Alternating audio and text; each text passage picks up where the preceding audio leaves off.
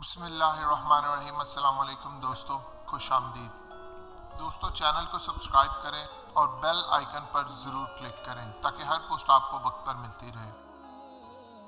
1967 میں اسرائیل کے پہلے وزیر اعظم ڈیوڈ بن گوریون نے کہا تھا کہ ہم کو دنیا کی کسی مسلم سٹیٹ سے کوئی خطرہ نہیں ہے۔ ہماری راہ میں اگر کوئی رکاوٹ ہے تو وہ ہے پاکستان۔ ہم کو پاکستان کو جلد از جلد تباہ کرنا ہوگا اور اس کو ختم کرنا ہوگا۔ ہم آپ کو ویڈیو کے آخر میں بتائیں گے کہ اسرائیل کے یہودیوں اور ہندو براہمن جو ان کا نیا نام ہے، ان کا فرعون کے دور سے آپس میں کیا تعلق ہے۔ 1967 میں عید پر اسرائیل نے مسلمان ملکوں پر حملہ کر دیا۔ اس میں شام، مصر اور اردن شامل تھے۔ ان لوگوں نے 3 ملکوں کی فضائیہ کو وہیں تباہ کر دیا۔ اب عید کا تہوار تھا، پوری دنیا میں کھلبلی مچ گئی۔ اب کون بچائے گا مسلمانوں کو؟ اسرائیل سے، امریکہ سے، ان سے کون بچائے گا؟ کیونکہ اس وقت بھی امریکہ اسرائیل کے ساتھ تھا۔ فوری طور پر پاکستان کی ایئر فورس سے مدد مانگی گئی۔ یاد رکھیے تب پاکستان کی ایئر فورس اتنی زیادہ مضبوط نہیں تھی۔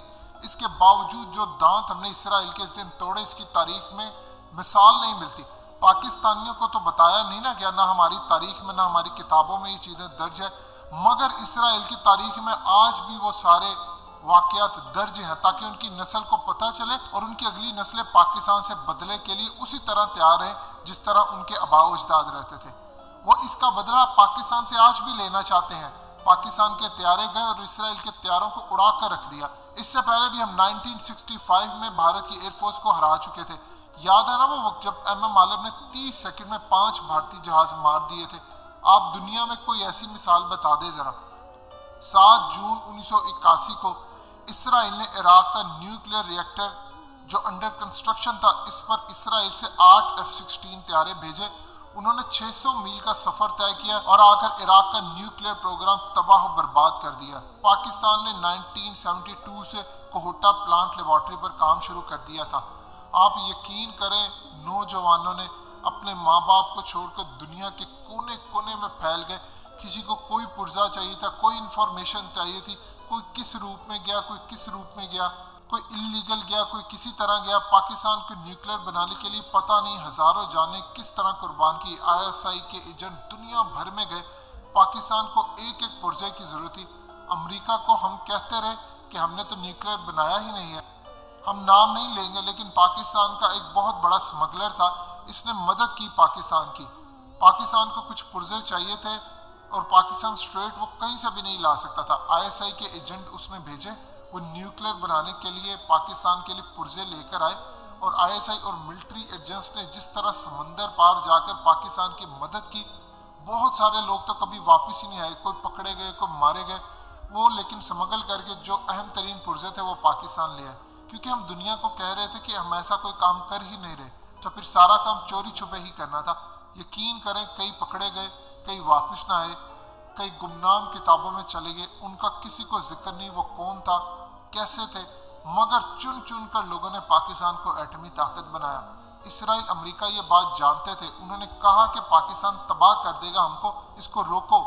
جب ان لوگوں نے عراق کا نیوکلیئر پروگرام تباہ کیا تو ان کو شے مل گئی کہ پاکستان کا نیوکلیئر کوہٹا لیب بھی تباہ کر دیں۔ اس مقصد کے لیے انہوں نے بھارت کو تیار کیا، مگر بھارت کو اس وقت خطرہ ہو گیا کہ پاکستان اب طاقتور ہے، اس طرح پاکستان کی جنگ ہو جائے گی بھارت کے ساتھ اور بھارت کو شدید نقصان ہوگا۔ انہوں نے معاملے کو آگے کر دیا۔ فروری 1983 میں بھارتی ملٹری کے خفیہ لوگ اسرائیل گئے اور یہ دورہ انتہائی سیکرٹ رکھا گیا۔ وہاں الیکٹرانک وارفیئر ایکوپمنٹ لینے گئے جس سے کوہٹا پلانٹ نیوٹرلائز کرنا تھا۔ اسرائیل نے بھارت کو F-16 کی مکمل تفصیلات دے ڈالی اور بدلے میں ان سے MiG-23 ایئر کرافٹ کی تمام تفصیل لی۔ ضیاء اللہ کو جب خبر پہنچی تو پاکستان کی ISI ایئر فورس کا ہنگامی اجلاس ہوا۔ ضیاء اللہ کو تفصیل دی گئی، تمام چیزیں بتائی گئی کہ جنگ ہوتی ہے تو کیا ہوگا۔ کہا گیا کہ اگر ہماری جنگ ہوتی ہے بھارت سے تو ہم بھارت کو اڑا کر رکھ دیں گے اور بدلے میں پاکستان کا بھی نقصان ہوگا، مگر بھارت تباہ ہو جائے گا۔ ضیاء الحق نے فوراً نیوکلیئر سائنسدان منیر احمد کو بھیجا آسٹریا کے شہر وینا میں۔ وہاں انڈین اٹامک انرجی کمیشن کے چیف راجا رامنا کو دھمکی آمیز پیغام دے کر کہا، تم کوہٹا پر حملے کا پلان کر رہے ہو، ہم تو تمہارا بھابھا اٹامک ریسرچ سینٹر تباہ کرنے کے لیے نشانہ تان کر بیٹھے ہیں، جتنی دیر میں تم نے جا کر سوچنا ہے کہ حملہ کرنا ہے یا نہیں، ہم اس کو اڑا چکے ہوں گے۔ لہٰذا غلطی مت کرنا ہم پر حملے کی۔ یہ سننا تھا کہ کمیشن چیف کے ہاتھ پاؤں پھول گئے۔ پھر 1984 میں الحمدللہ پاکستان ایٹمی طاقت بن چکا تھا۔ یہ بات اسرائیل بھارت کو پتہ تھی، وہ الگ بات ہے کہ ہم نے 1998 میں اس کا اعلان کیا، مگر اس وقت 1984 میں بھارت کو اسرائیل نے ہر طرح مدد کی کہ پاکستان پر حملہ کر دو۔ بھارت نے یہ معاملہ چھوڑ دیا، اسرائیل کو شدید غصہ تھا، مگر 1987 میں بھارت نے حملے کی تیاری کر لی تھی۔ اچانک ضیاء الحق نے ایئر فورس کو حکم دیا تیاری پکڑو، مجھے بھارت جانا ہے، اور پلان تھا کہ میچ دیکھنے کے بہانے جایا جائے۔ بھارت کے فورن آفس کو فوراً خبر کی گئی کہ ضیاء الحق آ رہے ہیں۔ میچ کے اختتام پر ضیاء الحق نے راجیو گاندھی کا ہاتھ پکڑا اور کہا تم پاکستان پر حملہ کرنا چاہتے ہو؟ ایک بات اپنے دماغ میں بٹھا لو، دنیا ہلاکو خان اور چنگیز خان کو بھول جائے گی، صرف ضیاء الحق اور راجیو گاندھی کو یاد کرے گی۔ ہم نے ایٹم بم بنا لیا ہے، اب یہ جنگ ہوگی، ایٹمی جنگ ہوگی، اس جنگ میں بچے گا کوئی نہیں، لیکن یاد رکھنا اگر پاکستان ختم ہوا تو اسلام زندہ رہے گا، تم لوگ ختم ہو گئے تو ہندو مذہب ختم ہو جائے گا۔ یہ سنتے ہی راجیو گاندھی سکتے میں آ گیا۔ کہا جاتا ہے کہ راجیو گاندھی اس کی وجہ سے کئی مہینوں تک ڈپریشن میں رہے۔ ضیاء الحق چلے گئے، پھر دوبارہ کبھی بھارت یا اسرائیل نے ہمت نہ کی کہ وہ ڈائریکٹ پاکستان پر حملہ کرے۔ یہ نواز شریف کہتا ہے کہ میں نے ایٹم بم چلایا ہے، اس کے بڑوں نے کبھی خواب میں بھی نہیں سوچا تھا کہ نواز شریف ایٹم بم چلائے گا یا ایٹمی دھماکہ کرے گا۔ نواز شریف نے تو ایٹمی دھماکہ کرنے سے انکار کر دیا تھا کیونکہ کلنٹن نے اس کو اربوں کی آفر کی تھی۔ وہ تو فوج اور ISI کے اہم ترین لوگ جا کر نواز شریف کے سر پر بندوق تان کر کھڑے تھے، اس سے دستخط کروائے، کیونکہ اس کو کہا گیا تھا کہ جناب یا تو آپ یہاں سے زندہ جا سکتے ہیں یا مردہ، مگر سائن تو آپ نے کرنے ہیں، فیصلہ آپ کے ہاتھ میں، چند منٹ ہے اسی لیے فیصلہ کرے۔ نواز شریف اسی لیے تو آج تک فوج سے نفرت کرتا ہے۔ اسرائیل نے پاکستان سے انتقام لیا، ضیاء الحق کے خلاف اتنا پروپیگنڈا کیا کہ وہ ڈکٹیٹر تھا، ظالم تھا، یہ تھا وہ تھا، نواز شریف سے غلط کام کروائے اور کہا دیکھو جی تمہارا ضیاء الحق یہ تھا، ضیاء الحق کا نام نکلوا دیا تاریخ سے اور کہا گیا کہ جس ضیاء الحق کو تم اچھا سمجھتے ہو وہ تو نواز شریف کو آگے لے کر آیا ہے اور نواز شریف تمہارا برا حال کر رہا ہے۔ یہ میڈیا وار تھی جو ہماری نسلوں پر لانچ کی گئی۔ ایک طرف اسرائیل کے اندر پڑھایا جا رہا ہے کہ پاکستان کی ایئر فورس نے آ کر ان کے جہاز مارے ہیں اور تم نے بدلہ لینا ہے، اور ہماری تاریخ کی کتابوں سے پروگراموں سے نکال ہی دیا کہ جو ضیاء الحق نے کیا۔ ضیاء الحق کا نام تو آئین اور تاریخ تک سے بھی نکلوا دیا۔ پاکستان کی فوج کو پیغام تھا کہ کوئی سپاہ سالار ایسا نہ کرے۔ حامد میر، نجم سیٹھی، آسما جہانگیر اور قادیانیوں کے روپ میں چھپے بھیڑیوں کو چن چن کر میڈیا پر لایا گیا اور فوج ضیاء الحق کے خلاف کیمپین چلوائی گئی۔ آج بھی آپ قادیانی کے پیجز ان کے یوٹیوب پر جا کر دیکھ لیں، ان کی تاریخ دیکھ لیں، وہ ضیاء الحق کو گالیاں نکالتے ہیں کیونکہ ضیاء الحق اسرائیل کے خلاف تھا، انڈیا کے خلاف تھا، اور یہ لوگ ان کا ایجنڈا پورا کریں اور پھر کہتے ہیں کہ ہم پاکستان کے لیے یہ کرتے ہیں، ہم پاکستان کے لیے وہ کرتے ہیں۔ 18 سال تک ضیاء الحق کے خلاف میڈیا میں کیمپین چلوائی گئی، جو دھماکے ہوتے رہے، کہا گیا یہ ہے طالبان جن کو ضیاء الحق نے پیدا کیا تھا۔ جو افغان طالبان ضیاء الحق کے ساتھ تھے انہوں نے آج بھی امریکہ کا قبرستان بنا دیا افغانستان میں۔ دنیا کی سب سے نمبر 1 ٹیکنالوجی 85% علاقے پر پھر بھی وہ قابض ہے۔ کدھر گئی وہ ٹیکنالوجی؟ کدھر گئی 49 ممالک کی نیٹو فوج؟ کدھر گیا وہ سیٹلائٹ؟ وہ اوپر سے دیکھ رہے، ادھر سے دیکھ رہے، سب کچھ برباد ہو گیا۔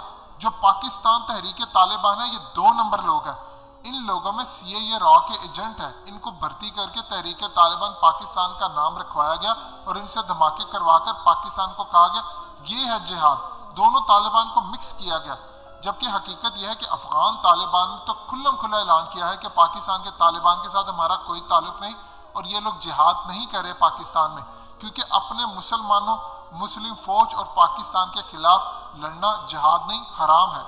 دوسری طرف میڈیا وار لڑی، میڈیا نے ان سب کو ایک بنا کر پیش کیا۔ تیسری طرف نواز شریف زرداری کو بٹھا دیا گیا، ہم پر کرپشن، مایوسی، بدترین جنگیں لڑی گئی۔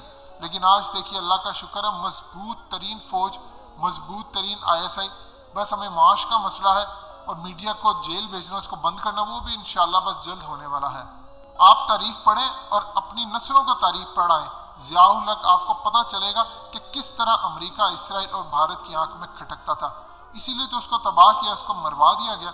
یہ میڈیا کا پروپیگنڈا ہے ضیاء الحق کے خلاف۔ ایکچولی یہ ضیاء الحق کے خلاف پروپیگنڈا نہیں ہے، یہ بیسیکلی آپ کی فوج اور ISI کے خلاف پروپیگنڈا ہے، اس کی آڑ میں کہ فوجی ایسے ہیں، ISI ایسے ہیں، ان کی موت ہے ISI اور فوج۔ اسرائیل بھارت کا آپس میں کیا گھٹ چوڑ ہے؟ دیکھیے جب 3500 سال قبل آریہ نسل کے لوگ ہندوستان جا رہے تھے تو ان میں 12 یہودیوں کے جو قبیلے تھے جو صحرا میں بھٹک گئے تھے، کافی کا پتہ ہے، کافی کا آج تک نہیں پتہ، ان میں سے ایک قبیلہ شامل ہو گیا۔ وہ نسل آج براہمن ہندوؤں کی ہے۔ جس طرح حضرت موسیٰ نے سامری کے بچڑے کو جلا کر اس کی راکھ کو پانی میں بہا دیا تھا، ویسے ہی ہندو مردے جلا کر راکھ سمندر میں بہا دیتے ہیں۔ ان یہودیوں نے بچڑے کو معبود بنا لیا تو ہندوؤں نے بھی آج گاؤں ماتا کو مقدس بنایا ہوا ہے۔ ہندو لوگ اسی زرد رنگ کو پہنتے ہیں جو قرآن مجید میں بنی اسرائیل کے لیے گائے کا رنگ تھا۔ پھر سامری کے اچھوت ہو جانے کے تصور کو بھی ہندوؤں نے اپنایا اور اپنے معاشرے کے طبقے میں چھوت اچھوت رکھا۔ قرآن ہم کو بتاتا ہے کہ بنی اسرائیل کے پہاڑ کے متعلق جو انہوں نے سروں پر اٹھانے کا واقعہ ہے، وہی عقیدہ براہمن ہندوؤں کا ہے کہ ہنومان جی پہاڑ کو اٹھا لائے تھے۔ اسرائیل نے بھارت کو رکھا ہوا ہے پاکستان کے لیے، مگر بے وقوفوں کو یہ نہیں پتا کہ ہمارے پاس غزوہ ہند کی حدیث ہے۔ ان دونوں نے ہمارے ہاتھوں تباہ ہونا ہے انشاءاللہ۔ آپ جو مرضی کر لیں، جتنا مرضی غزوہ ہند کی حدیث کا میڈیا میں مذاق اڑوا لے، 18 سال مذاق اڑوایا، لیکن کیا آپ سمجھتے ہیں کہ حدیث ختم ہو گئی ہے؟ نعوذ باللہ۔